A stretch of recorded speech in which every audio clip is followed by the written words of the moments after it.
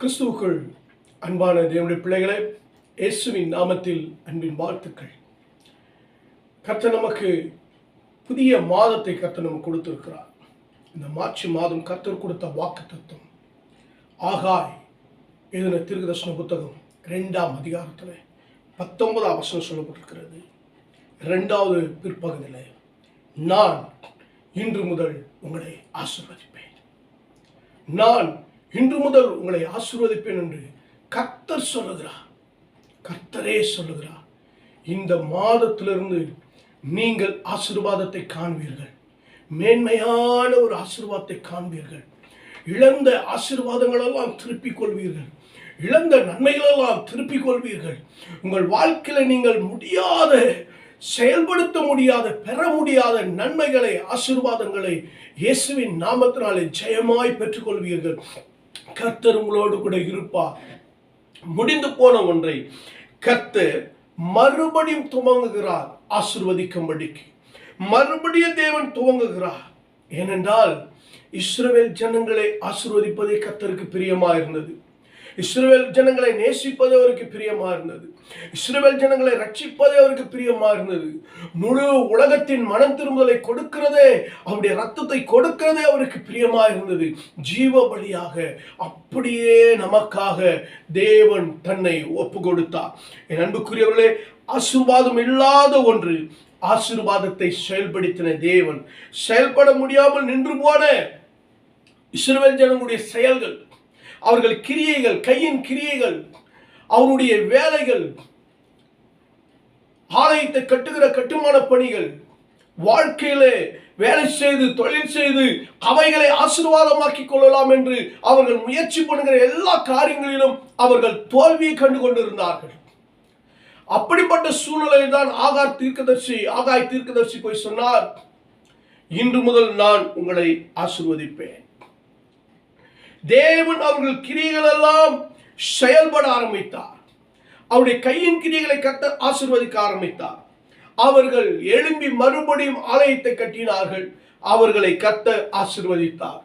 இது எஸ்தரா புத்தகத்தில், நெகேமியா புத்தகத்தில் நாம் படிக்கலாம். கர்த்தர் அப்படிப்பட்ட நல்ல ஒரு கிருபைகளை அவர்களுக்கு கொடுத்தார். இன்றைக்கு நமக்கும் தேவன் அவருடைய ஆலயத்தை கட்டுகிற வேலையில, உங்கள் கையின் கிரியையில, உங்களுடைய பிசினஸ்ல, உங்களுடைய ஊழியத்துல, உங்கள் பிள்ளைகளுடைய படிப்புல, உங்கள் பிள்ளைகளுடைய வாழ்க்கையில கர்த்தர் இன்று முதல் ஆசீர்வதிக்க போகிறார். நடக்காதவைகள் எல்லாம் நடக்க போகிறது. கைக்கூடி வராதவைகள் எல்லாம் கைக்கூடி வர செய்ய போகிறார் கர்த்தர். இன்று முதல் நான் உங்களை ஆசீர்வதிப்பேன். ஹல்லேலூயா, ஹல்லேலூயா. ஆமென். அன்பு தேவனுடைய பிள்ளைகளே, இது கர்த்தரின் பார்வைக்கு அற்பமானது.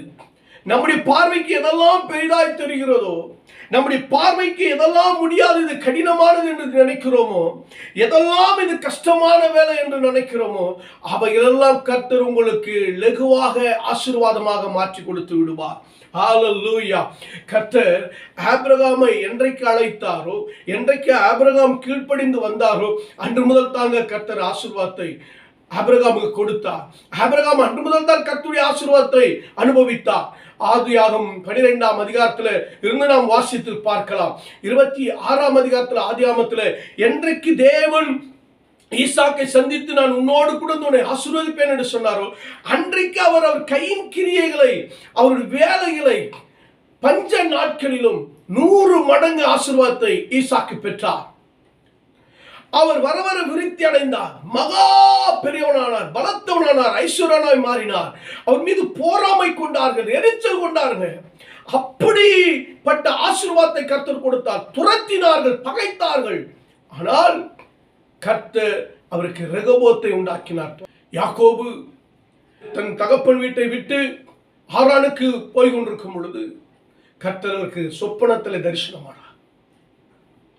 28ஆம் அதிகாரத்தில், ஆதியாகமத்தில் நாம் வாசிக்கும் பொழுது, அவர் ஒரு கல்லை எடுத்து படுத்து தூங்கும் பொழுது கர்த்தர் வாக்குத்தத்தம் பண்ணினார்.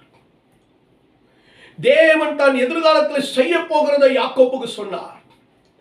தேவன் தன் எதிர்காலம் எப்படி இருக்கும், நீ எப்படி இருப்பாய் என்பதை கர்த்தர் யாக்கோபுக்கு வெளிப்படுத்தினாருங்க. 21 வருஷங்க பாடுகளை அனுபவித்தார், தீமைகளை அனுபவித்தார். பனியிலும் வெயிலிலும் இரவிலும் பகலிலும் லாபானிடத்தில் அவர் வேதனைகளை துன்பங்களை அனுபவித்தார். ஆனால் கர்த்தர் சொன்னபடியே யாக்கோபு 2 பரிவாரங்களாய் கர்த்தர் மாற்றி இன்று முதல் கர்த்தர் உங்களை ஆசீர்வதிப்பார்கள். இன்று முதல் கர்த்தர் உங்களை ஆசீர்வதிப்பார். ஹல்லேலூயா. யோசேப்பு சிறையாக விற்கப்பட்டார். ஆதியாகமம் 37ஆம் அதிகாரத்தில். ஆனால் ஆதியாகமம் 39ஆம் அதிகாரத்தில் சொல்லப்பட்டிருக்கிறது, கர்த்தர் யோசேப்போடு இருந்தார். அவனோடு இருந்தபடினாலே போர்த்திபார் வீட்டிலே சிறை கைதியாய் அடிமையாக்கப்பட்ட போது கூட அவர் செய்கிறதெல்லாம் கர்த்தர் வாய்க்க பண்ணினாருங்க. இனி நீங்கள் செய்கிறதெல்லாம் வாய்க்கும், நீங்கள் செய்கிறதெல்லாம் நடக்கும், இனி நீங்கள் செய்கிறதெல்லாம் கைகூடி வரும், நீங்கள் செய்கிறதெல்லாம் ஜெயத்தை பார்ப்பீர்கள். நீங்கள் செய்கிற காரியங்களை கர்த்தர் உங்களோடு இருப்பார். இருந்து கர்த்தர் இன்று முதல் உங்களை ஆசீர்வதிப்பாருங்க. ஹல்லேலூயா. கர்த்தர் உங்களை ஆசீர்வதிக்க போகிறார். அப்போஸ்தலர் 3:26 அப்படி சொல்லப்பட்டிருக்கிறது, பிதாவாக்கி தேவன் குமாரனாகிய இயேசுவை எழுப்பி முதலாவது நம்மிடத்திலே அனுப்பினாராம், நம்மை ஆசீர்வதிக்கும்படிக்கு. கலாத்தியர் புஸ்தகம் 3ஆம் அதிகாரத்தில் நீங்கள் 13-14 வாசிக்கும் பொழுது, மரத்தில் தூக்கப்பட்ட எவனும் சபிக்கப்பட்டவன் என்று எழுதியிருக்கபடி கிறிஸ்து நமக்காக சாபமானார். ஆபிரகாமுடைய ஆசீர்வாதம் நமக்கு வந்ததுங்க. ஆபிரகாமுடைய ஆசீர்வாதம் நம்ம குடும்பத்தின் மீது, நம்ம மீது, நம்ம பிள்ளைகள் மீது, யாவர் மீது வந்தது. காரணம் இயேசு கிறிஸ்துவின் கல்வாரி சிலுவையின் பாடுகள், இயேசு கிறிஸ்துவுடைய ஒப்பு கொடுத்தல், இயேசு நமக்காய் ரத்தம் சிந்தினாரே. அதுதான் என் அன்பு தேவனுடைய பிள்ளைகளே, இன்னைக்கு உன் வாழ்க்கையை கர்த்தர் ஆசீர்வாதமாய் மாற்றப் போகிறார். ஹல்லேலூயா. யார் ஆசீர்வதிக்கப்படுவார்கள்? எப்படி ஆசீர்வதிக்கப்படுவார்கள்? ஆசீர்வதிக்கப்பட்டவர்கள் என்ன செய்ய வேண்டும்? என் அன்பு தேவனுடைய பிள்ளைகளே, இதே ஆகாய தீர்க்கதரிசனம் 2ஆம் அதிகாரத்தில் சொல்லப்பட்டிருக்கிறது, கருக்காயினாலும் விஷப்பணியினாலும் கல்மழையினாலும் உங்களை உங்கள் கைகளின் வேலையெல்லாம் அடித்தேன், ஆனாலும் நீங்கள் என்னிடத்தில் மனதை திருப்பாமல் போனீர்கள் என்று கர்த்தர் சொல்லுகிறார். முதலாவது ஆண்டவர் நம்மிடத்தில் எதிர்பார்க்கிறது மனம் திரும்புதல். மத்தேயு சுவிசேஷம் 3ஆம் அதிகாரத்தில் மனம் திரும்புங்கள், பரலோக ராஜ்யம் சமீபித்திருக்கிறது என்று சொல்லி யோவான் ஸ்நானகன் பிரசங்கம் பண்ணுகிறார்.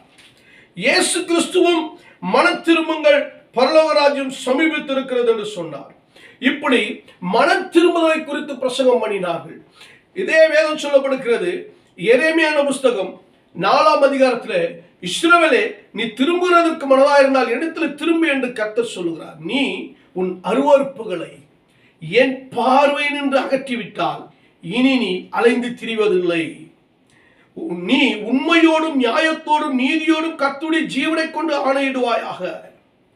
புறஜாதிகளும் அவருக்குள் ஆசீர்வதிக்கப்பட்டு அவருக்குள் மேன்மை பாராட்டுவார்கள். கர்த்தர் இன்று முதல் உங்களை ஆசீர்வதிக்க வேண்டும் என்றால் தேவன் விரும்புகிறது மனம் திரும்பு. என் சத்தத்தை கேட்டுக்கொண்டிருக்கிறவர்களே, இயேசு கிறிஸ்துவின் ரத்தம் உனக்காக சிந்தப்பட்டிருக்கிறது. உன் வாழ்க்கையில இருக்கிற அருவருப்புகளை நீக்கி போடு. கர்த்தரின் பார்வையில அவருக்கு விருப்பமில்லாத காரியங்கள் எல்லாம் எடுத்து போட்டு விடுங்கள். அவர் என்னெல்லாம் நம்மிடத்துல நன்மை எதிர்பார்க்கிறாரோ, எதெல்லாம் நம்மிடத்துல நல்ல வாழ்க்கை எதிர்பார்க்கிறாரோ, எதெல்லாம் நாம் செய்ய வேண்டும் என்று எதிர்பார்க்கிறாரோ, அதையே நாம் செய்து நாம் தேவனுக்கு முன்பாக நிற்போம். நம்மை ஆசீர்வதிக்க அவர் வல்லவராக இருக்கிறார். மன திரும்புங்கள். வேதம் தான் சொல்லப்பட்டிருக்கிறது, நீ உண்மையோடும் நியாயத்தோடும் நீதியோடும் கர்த்தருடைய ஜீவனை கொண்டு நாம் நிற்கும் பொழுது, வாழும் பொழுது கர்த்தர் சொல்கிறார், நான் ஆசீர்வதிப்பேன், அவருக்குள் நீங்கள் மேன்மை பாராட்டி கொண்டிருப்பீர்கள். அல்லேலூயா. அடுத்த வேதம் சொல்லப்பட்டிருக்கிறது, என் அன்புக்குரியவர்களே, ஆகாய் 2:5, நீங்கள் எகிப்திலிருந்து புறப்படுகிற போது நான் உங்களோடு கூட உடன்படிக்கை பண்ணின வார்த்தையின்படியே என் ஆவியானவர் உங்கள் நடுவில் நிலை கொண்டிருப்பார். ஆவியானவர் உங்கள் நடுவில் நிலை கொண்டிருக்கணுங்க. ஆவியானவர் நம்முடைய வாழ்க்கையில இருக்கணுங்க. ஆவியானவர் உங்களை வழி நடத்தணுங்க. ஆவியானவர் உங்களை போதிக்கணுங்க. ஆவியானவர் சத்தியத்துல நடத்தணும். ஆவியானவருடைய கிரியை இல்லாம ஒன்றும் நடக்கக்கூடாது நம்முடைய வாழ்க்கையில. கர்த்தருடைய ஆவியானவர் தாவீதின் மேல இருந்ததுனால 7ஆம் பள்ளத்தாக்கிலே அவர் கோலியாத்தை ஜெயிக்க முடிந்தது. கர்த்தருடைய ஆவியானவர் இருந்ததுனால தான் கிதியோன் மீதியானரை ஜெயிக்க முடிந்தது. கர்த்தருடைய ஆவியானவர் நமக்குள்ள இருக்கணுங்க. தானியேலுக்குள்ள விசேஷித்த ஆவி இருந்தது. பரிசுத்த ஆவியானவருக்குள்ள தங்கி இருந்தார். ஆனால் தானியேலின் காரியம் ஜெயமா இருந்தது. இயேசு கிறிஸ்துக்குள்ள ஆவியானவர் இருந்தபடினால்தான் அவர் நன்மை செய்கிறவராய் சுற்றி திரிந்தார். பிசாசின் கிரியைகளை அழித்தார், வியாதிகளை சுகப்படுத்தினார். மேல் வீட்டாரையில பரிசுத்த ஆவியானவர் இறங்கின பிறகு மீன் பிடித்தவர்கள் மனுஷனை பிடிக்கிறவர்களாய் மாறினார். வரி வசூல் பண்ணுகிறவர்கள் இயேசுவுக்காக தேசத்திலே ஆத்துமார்வடை செய்ய ஆரம்பித்தார்கள். தேவனுக்காக அவனை ஒப்புக்கொடு. தேவனுடைய ஆவியாலே நிரப்பப்படுங்க. நீங்கள் உங்கள் குடும்பமாய் பரிசுத்தாவினால் நிரப்பப்பட்டு தேவ வல்லமையால் நிரப்பப்பட்டிருங்க. கர்த்தர் உங்களை கொண்டு பெரிய காரியங்களை செய்ய போகிறார். ஹல்லேலூயா. அப்படி நீங்கள் ஒப்பு கொடுக்கும் பொழுது அது மாத்திரமல்லங்க, ஆகாயில சொல்லப்பட்டிருக்கு 1:14, பின்பு கர்த்தர் செயல்தேலின் குமாரனாகிய செருபாபேல் என்னும் யூதாவின் தலைவனுக்குரிய ஆவியும் யோசதாக்கின் குமாரனாகிய யோசுவா என்னும் பிரதான ஆசாரியருடைய ஆவியும் ஜனத்தின் மீதியான எல்லாருடைய ஆவியும் எழுப்பினார். அவர்கள் எழுந்து தங்கள் தேவனாகிய கர்த்தருடைய சேனைகளின் கர்த்தரின் ஆலயத்தை வேலை செய்தார்கள். தேவனுடைய வேலை செய்யணுங்க. அப்ப ஆவினால் ஏவப்படும் பொழுது, ஆவியானவர் எழுப்பும் பொழுது நாம் எழும்பணும். நம்ம எழும்பினாதான் பிரகாசிக்க முடியும். எழும்பி பிரகாசி, உன் ஒளி வந்தது. எழும்பி பிரகாசி. கர்த்தருடைய ஒளி பரிசுத்த ஆவியானவர் உங்களுக்குள்ள வந்துட்டாரு. எந்த மனுஷனும் பிரகாசிக்கிற ஒரே ஒளியை ஆண்டவராகிய இயேசு கிறிஸ்துவுங்க. யோவான் 1:9 சொல்லப்பட்டிருக்கிறது, உனக்குள்ள ஜீவ ஒளியாக இருக்கிறார், ஜீவ நதியாக இருக்கிறார், உங்களை பயன்படுத்த விரும்புகிறார். அடுத்து வேதம் சொல்லப்பட்டிருக்கிறது ஆகாய் 2:4, ஆனாலும் செருபாபேலே நீ திடன் கொள் என்று கர்த்தர் சொல்கிறார். யோசதாக்கின் குமாரனாகிய யோசுவா என்னும் பிரதான ஆசாரியனே நீ திடன் கொள். தேசத்தின் எல்லா ஜனங்களே நீங்கள் திடன் கொள்ளுங்கள், வேலை நடத்துங்கள் என்று கர்த்தர் சொல்கிறார். நான் உங்களோடு கூட இருக்கிறேன் என்று சேனைகளை கர்த்தர் சொல்கிறார். மூன்றாவது, கர்த்தர் உங்களோடு இருக்கணும். நீங்க எந்த வேலை செஞ்சாலும் கர்த்தர் உங்களோடு இருக்கணும். பாருங்க, அவங்க சபை கட்டுக்கொண்டிருந்தார்கள், எதிர்ப்போதது விட்டுட்டாங்க. பிறகு அவர்கள் அவரவர் வேலையை பார்க்க பிசினஸை பார்க்க வேலையை ஆரம்பிச்சுட்டாங்க, வீட்டுகளை கட்ட ஆரம்பிச்சுட்டாங்க. ஆனால் கர்த்தர் அவர்களோடு இல்லைங்க. சபை நிறுத்தப்பட்டது, அவர்கள் வேலைகள் குடும்ப வாழ்க்கைகள் நடத்தப்படுகிறது. ஆனால் தேவனுடைய ஆசீர்வாதம் 2 இடத்திலும் இல்லை. 2 பணியிலும் வேலை செய்கிறார்கள், சம்பாதிக்கிறார்கள், ஆனால் பொத்தலான பையில போட்டுக் கொண்டிருக்கிறார்கள். வேதம் அப்படித்தான் சொல்லப்பட்டிருக்கிறது. ஆகாய் 1:5, 5 6 நீங்கள் வாசித்து பாருங்கள். பொத்தலான பையில போட்டார்கள், ஆசீர்வாதத்தை பார்க்க முடியவில்லை. காரணம், கர்த்தரோடு அவர்கள் இணைந்து எதையும் செயல்படவில்லை, பயந்து போனார்கள். ஆனால் கர்த்தர் சொல்லுகிறார், அப்பொழுது கர்த்தருடைய தூதனாகிய ஆகாய் கர்த்தர் தூதனாகிய வார்த்தையின்படி ஜனங்களை நோக்கி, நான் உங்களோடு கூட இருக்கிறேன் என்று கர்த்தர் சொல்லுகிறார். நீங்கள் பயப்பட வேண்டாம், நீங்கள் பயப்பட வேண்டாம், கர்த்தர் உங்களோடு கூட இருக்கிறார். சொல்லும் பொழுது அவர்கள் பயந்து கர்த்தருடைய வார்த்தை பிடித்துக் கொண்டு எழும்பி கர்த்தருடைய ஆலயத்தை கட்ட வேலை செய்ய ஆரம்பித்தார்கள். தேவனுடைய ஆலயத்தை கட்டினார்கள். கர்த்தருடைய வாழ்க்கை கட்டினார், அவருடைய வீட்டை கட்டினார், அவருடைய குடும்பத்தை கட்டினார், அவருடைய பிள்ளைகளை கட்டினார், அவருடைய பிசினஸை கட்டினார். கர்த்தர் இன்று முதல் ஆசீர்வதிக்க ஆரம்பித்து விட்டார். ஆமென். அன்பு தேவனுடைய பிள்ளைகளை, களஞ்சியத்தில் இன்னும் விதை தானியம் உண்டோ? திராட்சை செடியும் அத்தி மரமும் மாதுளை செடியும் ஒலிவ மரம் கனி கொடுக்கவில்லையே, நான் இன்று முதல் உங்களை ஆசீர்வதிப்பேன் என்று கர்த்தர் சொல்கிறார். என் அன்புக்குரியவர்களே, உங்களை அழைத்த நாளை யோசித்து பாருங்கள். கர்த்தர் நடத்தி வந்த நாட்களை யோசித்து பாருங்கள். கர்த்தர் சொல்லுகிறார், நீங்கள் எனக்காக நீங்கள் செய்ய வேண்டிய வேலையை செய்யாதபடினாலே உங்கள் ஆசீர்வாதம் தடைப்பட்டு போனது. களஞ்சியத்தில் விதை தானியம் இல்லை விதைக்க,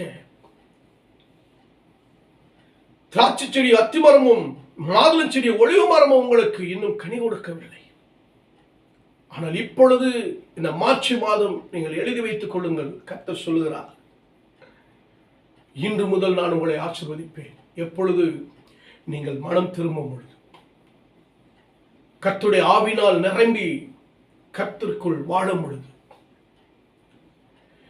கர்த்தர் உங்களோடு இருந்து அவருடைய வேலையை நீங்கள் எடுப்பித்து செய்யும் பொழுது, கர்த்தருக்காய் உங்களை ஒப்பு கொடுக்கும் பொழுது வேதம் சொல்லப்பட்டிருக்கிறது, முந்தின ஆலயத்தின் மகிமை பார்க்கிலும் பிந்தின ஆலயத்துடைய மகிமை பெரிதா இருக்கும்.